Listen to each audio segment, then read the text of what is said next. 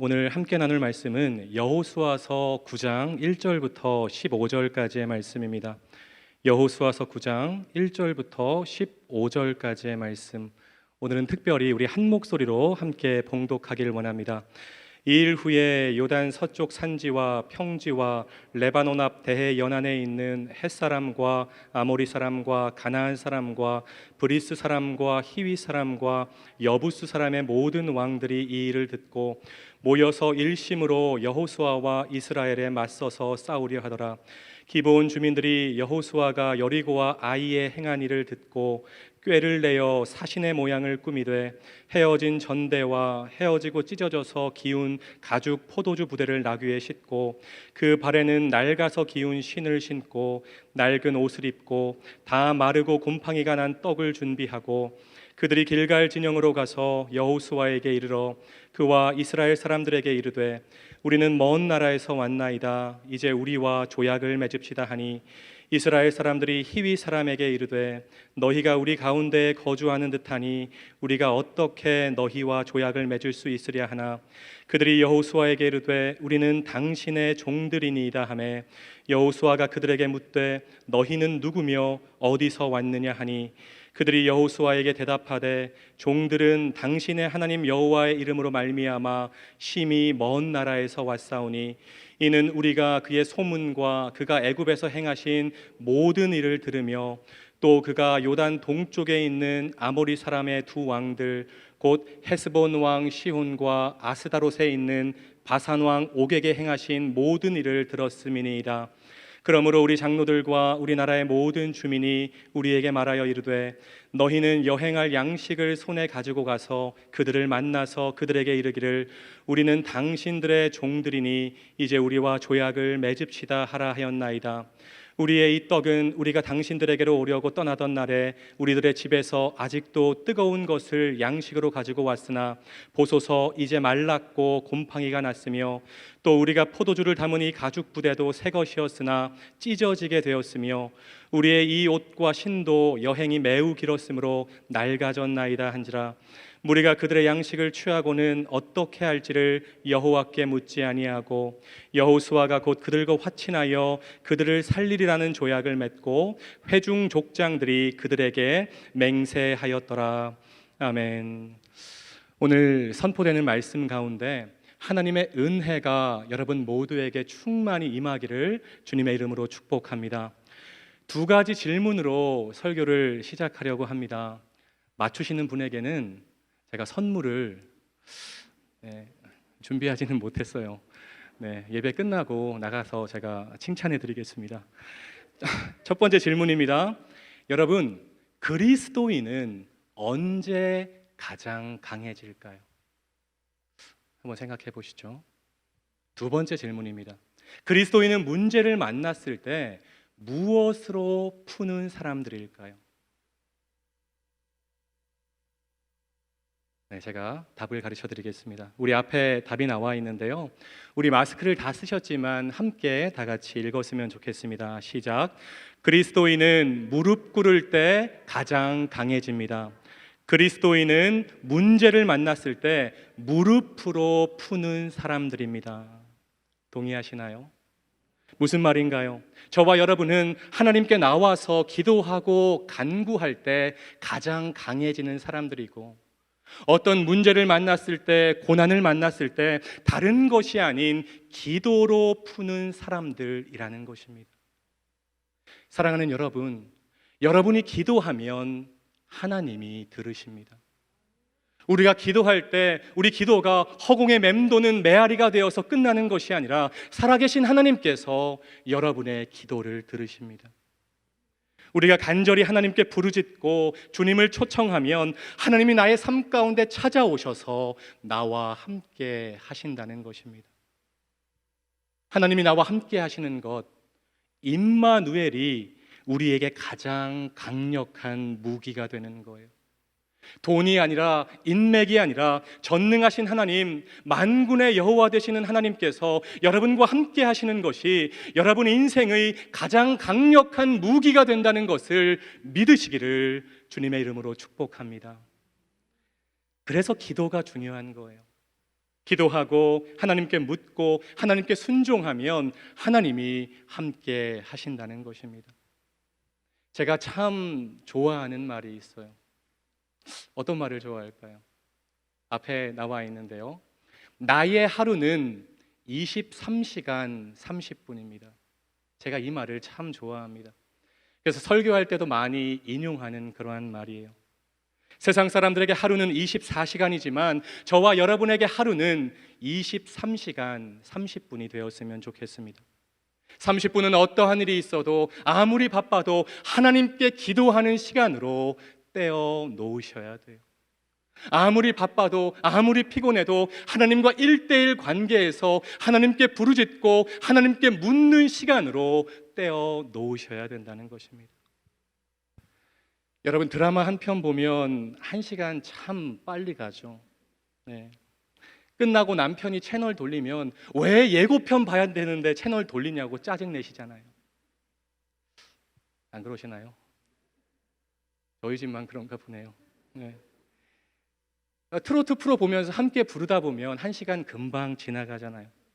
그런데 하루에 30분도 기도하지 않는다면 절대로 하나님의 능력이 우리와 함께 할 수 없다는 것입니다.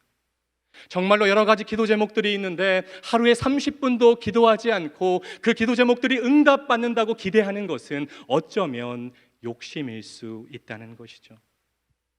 하나님께 물어야 돼요. 하나님의 도우심을 구해야 돼요. 그래서 하나님의 말씀에 순종하는 삶을 살아야 된다는 것입니다. 여러분, 바로 이것이 여호수아서 전체의 핵심입니다. 하나님께 묻고 하나님의 말씀에 순종하면 하나님이 함께 하시겠다는 거예요. 그리고 하나님이 함께 하시면 전쟁에서 승리한다는 것입니다. 가나안 전쟁은 인간의 싸움이 아니라 하나님께서 직접 지휘관 되어 주셔서 싸워 주시는 전쟁이라는 것이죠. 무기나 전술이 중요하지 않아요. 군사력이 중요하지 않아요. 오직 하나님께 묻고 하나님의 말씀에 순종하면 승리가 보장되는 전쟁이라는 것입니다. 그러니까 가나안 정복 전쟁에서 여호수아가 해야 될 가장 중요한 일은 하나님의 말씀을 이스라엘 백성들에게 잘 전달하고 순종하게 하는 것, 그것이 여호수아의 가장 중요한 일이었던 것이죠. 민수기 14장을 보면 가나안 땅을 정탐하고 와서 하나님을 원망하고 모세를 죽이려고 하는 이스라엘 백성들을 향해서 여호수아가 이렇게 말한 적이 있어요. 민수기 14장 8절 말씀입니다. 여호와께서 우리를 기뻐하시면 우리를 그 땅으로 인도하여 들이시고 그 땅을 우리에게 주시리라. 이는 과연 젖과 꿀이 흐르는 땅이니라. 아멘. 이래도 안 될 것 같고 저래도 안 될 것 같고 가나안 사람들에 비교하면 덩치도 안 되고 쪽수도 안 되고 전투력도 안 되지만 그 모든 것을 통제할 수 있는 하나의 원리가 있는데 그것은 바로 여호와께서 우리를 기뻐하시면, 할렐루야, 아멘. 여호와께서 우리를 기뻐하시면 가나안 땅 정복할 수 있다는 것입니다. 하나님께 기도하고 묻고 하나님 말씀에 순종하면, 그래서 하나님이 기뻐하시면 하나님께서 약속의 땅으로 인도해 주신다는 것이죠. 우리 함께 따라 합시다. 이래도 안 되고 저래도 안 되고 덩치도 안 되고 쪽수도 안 되고 전투력도 안 돼도 여호와 하나님께서 여러분을 기뻐하시면 여러분의 모든 문제들이 해결될 줄로 믿습니다. 1절에 가나안 족속들이 모여서 일심으로 이스라엘에 대항했다고 말하고 있습니다. 하나님을 대적하는 일에 하나가 된 모습이죠. 그런데 기브온 사람들은 여호수아가 여리고와 아이에 행한 일을 듣고 가나안 민족이 아닌 것처럼 위장을 해서 이스라엘과 화친을 시도합니다. 참 아이러니하죠. 같은 소식을 들었는데 일심으로 대항하려는 사람들이 있고 반대로 이스라엘과 화친을 맺으려는 사람들이 있습니다. 똑같은 소식을 들었는데 반응이 완전히 달라요. 그리고 이것이 죽음과 생명을 나누는 것입니다. 우리도 마찬가지입니다. 똑같은 설교를 듣는데 반응이 달라요. 어떤 분은 목사님이 단위에서 나를 때리네, 표적 설교하네, 상처받는 사람들이 있고, 어떤 사람은 하나님이 목사님을 통해서 나에게 말씀하시는구나, 아멘으로 반응하고 돌이키는 사람들이 있습니다. 오늘도 마찬가지입니다. 제가 똑같은 말씀을 전하는데 어떤 분은 마음에 새기고 돌이키고 삶에 적용하는 분들이 계실 것이고, 어떤 분은 설교 언제 끝나나, 아직 많이 남았습니다. 안성진 목사님 머리는 왜 2대 8일까? 그것만 생각하다가 돌아가시는 분은 안 계실 줄로 믿어요. 중요한 것은 뭐냐? 하나님의 말씀을 듣고 어떻게 반응하는가, 바로 여기에서 생명력 있는 신앙생활을 하느냐 아니면 죽은 신앙생활을 하느냐가 결정된다는 것입니다. 4절과 5절에 기브온 사람들이 어떻게 자신을 위장했는지를 잘 묘사하고 있습니다. 보시죠. 헤어진 전대, 기운 가죽 포도주 부대, 낡아 기운 신발, 낡은 옷, 곰팡이 난 떡. 뭘 말하는 거죠? 우리 멀리서 왔다는 거예요. 이동 기간이 너무 길어서 이렇게 낡고 누추한 모습이 되었다는 것입니다. 한마디로 우리는 가나안 민족이 아니라는 것입니다. 그리고 말하죠. 우리는 심히 먼 나라에서 왔나이다. 우리와 조약을 맺읍시다. 우리가 이스라엘의 신하가 되겠습니다. 여러분, 마귀는요, 나 마귀다, 나 사탄이다, 그렇게 다가오지 않아요. 우는 사자처럼, 광명한 천사처럼 위장해서 다가옵니다. 내가 힘들고 외로울 때 따뜻한 말을 건네면서 위로하면서 다가오는 거예요. 민수기 25장을 보면 이스라엘 백성들이 광야 생활 거의 막바지에 가나안 땅을 목전에 두고 모압 여인들과 간음하는 사건이 일어납니다. 이 사건으로 무려 2만 4천 명이 가나안을 목전에 두고 죽임을 당하게 되죠. 힘들고 외로운 광야 생활에서 따뜻하게 다가오는 유혹에 넘어갔던 것입니다. 그래서 어떤 목사님은 내가 힘들고 외로울 때 다가오는 이성을 조심해야 된다고 설교도 하시더라고요. 목사님, 저는 얼굴이 무기니까 걱정 안 하셔도 돼요. 그렇게 말하지 말라는 거예요. 마귀가 보내는 사람이기 때문에 얼굴이 무기인 사람도 조심해야 된다는 것입니다. 제가 앞에서 이렇게 둘러보니까 우리 교회에는 얼굴이 무기이신 분은 한 분도 안 계신 것 같아요. 그래서 더 조심해야 된다는 것입니다. 여러분, 힘들고 외로울 때 하나님을 더 붙잡고 하나님을 더 의지하게 되시기를 주님의 이름으로 축복합니다. 사람 의지하지 마세요. 다른 거 의지하지 마세요. 살아계신 하나님 의지하고 하나님 앞에 나와서 울고 하나님 붙잡는 여러분 모두가 되셨으면 좋겠습니다. 나의 힘이신 여호와여, 내가 주님을 사랑합니다. 이렇게 고백하셔야 돼요. 바라기는 영적으로 예민하고 깨어 있어서 사탄의 위장 작전을 잘 분별하는 우리 말씀 삶 공동체 모두가 되시기를 주님의 이름으로 축복합니다. 여호수아가 묻죠. 너희는 누구고 어디에서 왔느냐? 이에 대한 대답이 9절부터 13절까지 쭉 나오고 있습니다. 그런데 대답을 보면 상당히 준비가 잘 된 대답이라는 것을 얼른 알 수 있어요. 우리 9절과 10절을 우리 앞에 화면을 보시고 다 같이 다시 한번 읽겠습니다. 시작. 그들이 여호수아에게 대답하되 종들은 당신의 하나님 여호와의 이름으로 말미암아 심히 먼 나라에서 왔사오니 이는 우리가 그의 소문과 그가 애굽에서 행하신 모든 일을 들으며 또 그가 요단 동쪽에 있는 아모리 사람의 두 왕들 곧 헤스본 왕 시혼과 아스다롯에 있는 바산 왕 옥에게 행하신 모든 일을 들었음이니이다. 하나님이 애굽에 내리신 10가지 재앙, 그리고 요단 동편의 두 왕을 죽인 사건을 들었다고 말합니다. 그런데 여기서 주목할 것이 있어요.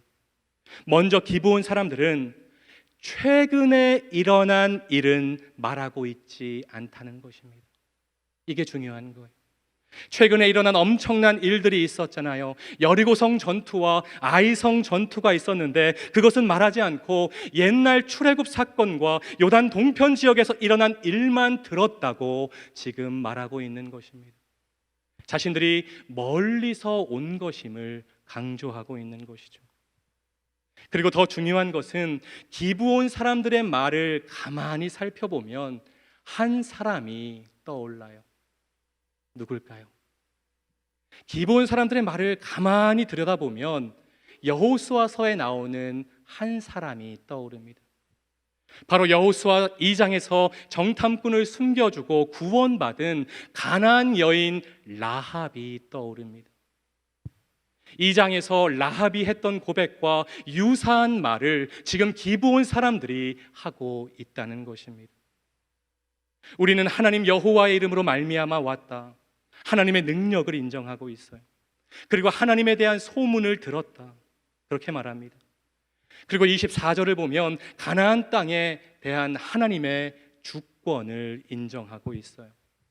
무슨 말이냐면 기브온 사람들은 지금 라합을 벤치마킹하고 있다는 것입니다.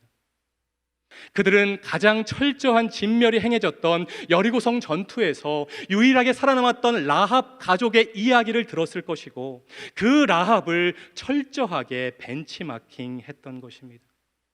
결과적으로 이것은 생명을 건지게 한 벤치마킹이 된 것이죠.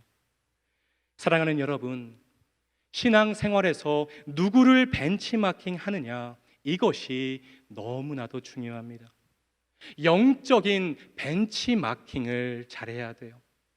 성경 속에 나오는 수많은 영적인 거장들의 삶, 그리고 내 주변에서 신앙생활 신실하게 잘해서 축복받는 사람들의 삶을 벤치마킹하면 나도 축복받고 응답받고 형통한 신앙생활 할 수 있다는 것입니다.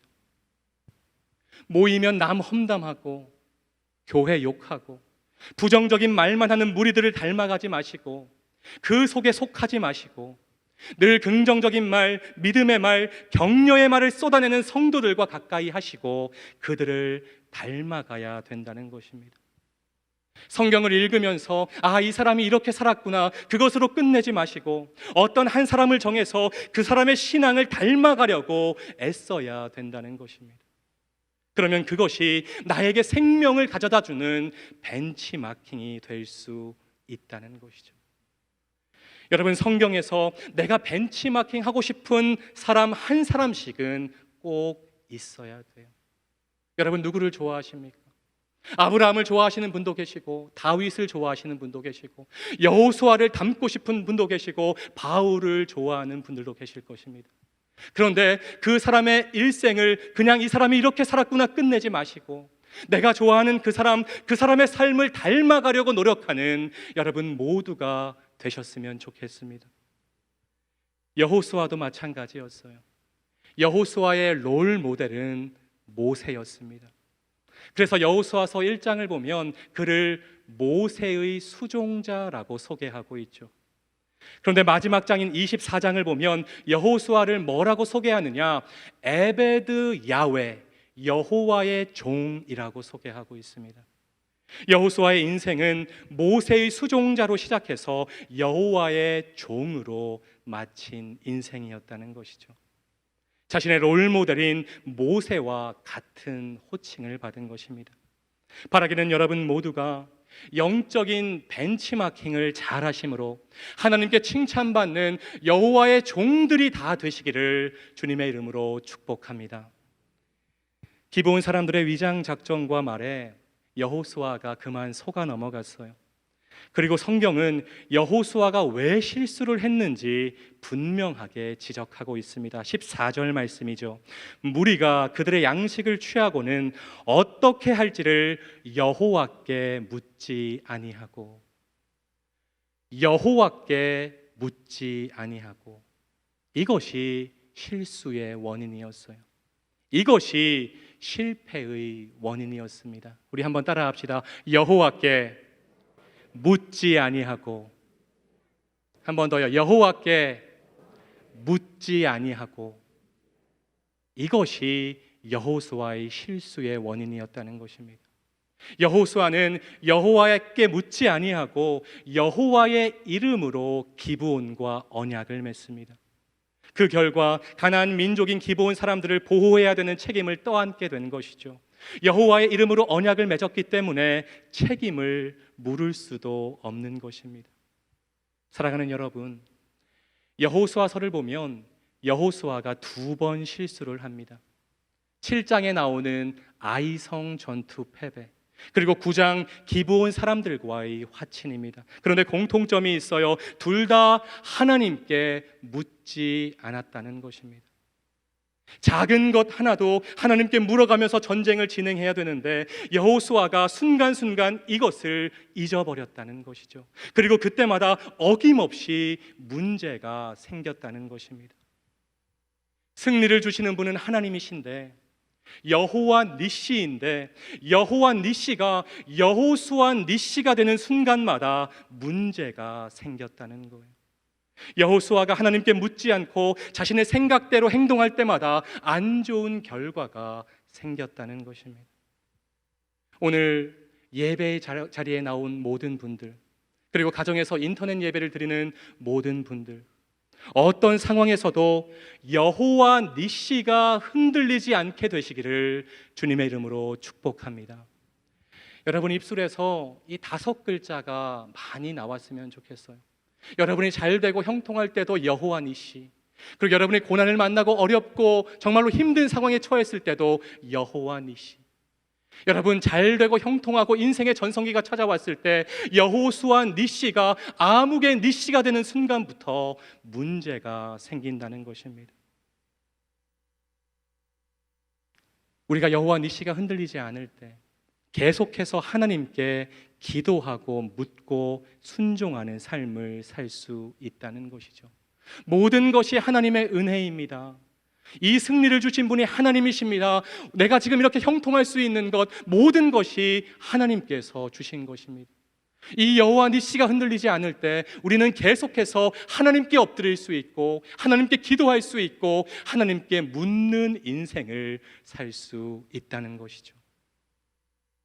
여러분, 제가 오늘 많이 시키는데요, 우리 마지막으로 한 번만 더 따라했으면 좋겠습니다. 좀 큰 목소리로요. 묻고 또 묻고 또 묻자. 다시 한 번에 묻고 또 묻고 또 묻자. 여러분, 오늘 이거 하나만 기억하고 돌아가셔도 수지 맞는 거예요. 잘 나갈 때도 하나님께 묻고, 일이 안 풀리고 고난을 만났을 때도 하나님께 물어야 돼요. 하나님께 묻는 인생을 살면 하나님은 우리가 물을 때마다 가장 좋은 길, 가장 선한 길을 인도해 주실 줄로 믿습니다. 다윗이 그것을 참 잘했잖아요. 하나님께 묻고 행동하고 하나님께 묻고 행동하고, 그랬더니 하나님 마음에 합한 자라는 성경의 많은 인물들 중에 그런 유일한 평가를 다윗이 들은 줄로 믿습니다. 사랑하는 말씀 삶 공동체 성도 여러분, 오늘 3가지 마음에 꼭 새기십시다. 첫째, 사탄의 위장 작전을 조심합시다. 악한 영들은 뿔 달고 무서운 모습으로 다가오지 않아요. 둘째, 영적인 벤치마킹을 잘합시다. 라합을 벤치마킹한 기브온 족속 모두가 구원을 받았습니다. 그리고 마지막, 아무리 작은 일도 하나님께 묻는 삶을 삽시다. 여호와 니시가 흔들리는 순간부터 문제가 생기고 신앙이 타락하는 것입니다. 오늘 이 3가지 마음에 잘 기억하셔서 여러분의 삶이 여호수아처럼 형통의 삶이 되시기를 주님의 이름으로 축복합니다. 여러분, 인생의 마지막에 딱 섰을 때 하나님께 여호와의 종이라는 호칭을 받는 우리 말씀 삶 공동체 모두가 되시기를 주님의 이름으로 축원합니다.